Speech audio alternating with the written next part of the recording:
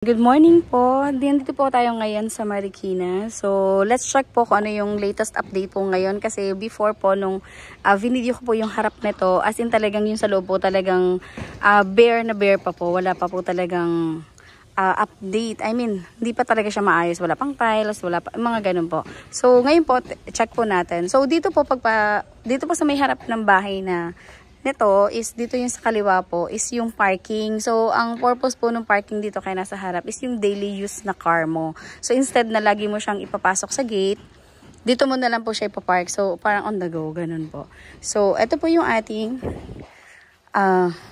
pedestrian gate. And dito naman po yung ating main door. Nakalock pa po.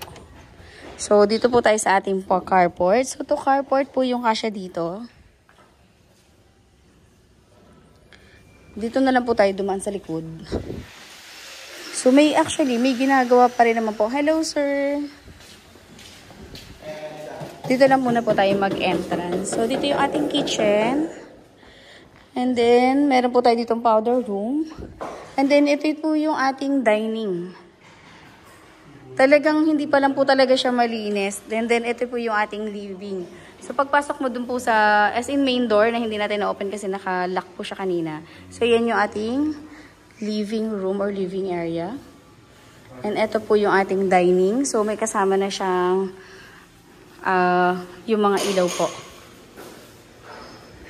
And then, yung ating dirty kitchen, dito po sa baba, laundry area. So, yung maid's room po natin. And then, dito po yung ating dirty kitchen. So, hindi pa po nakakabit yung mga, Then, dito po sa taas, yung may hagdan na maliit. So, din po yan, pwedeng driver's room. Let's check po doon sa taas. Ayan, katulad po nito, hindi pa tapos yung wala pa pong tiles or kung wood po ba yung ilalagay nila dito sa ating hagdan.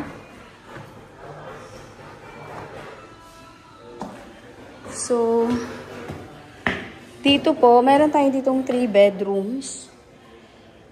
So, dito muna po tayo sa first bedroom. So, ito po yung pagkano natin. Dito po yung ating toilet and bath. And then, yung first bedroom po natin.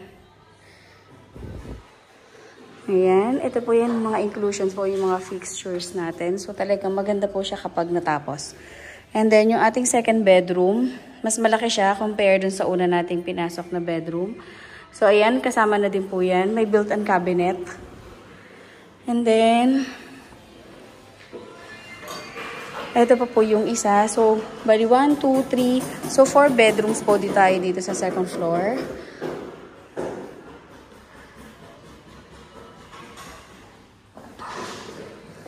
So, yung bedroom po natin dito, pag natapos po ito, kasya po dito yung queen size na bed. So, malapad siya, malawak po, malaki yung bedroom natin. And then, dito po yung last bedroom natin dito is yung ating master's bedroom. So, talaga may ginagawa pa lang po talaga. Wow! So, ayan, may gumagawa pa po. And yung toilet and bath po natin dito. Wow! Mag-update po tayo ulit kapag finish na po talaga nila yung paggawa dito. So, yan, may mini balcony po dito.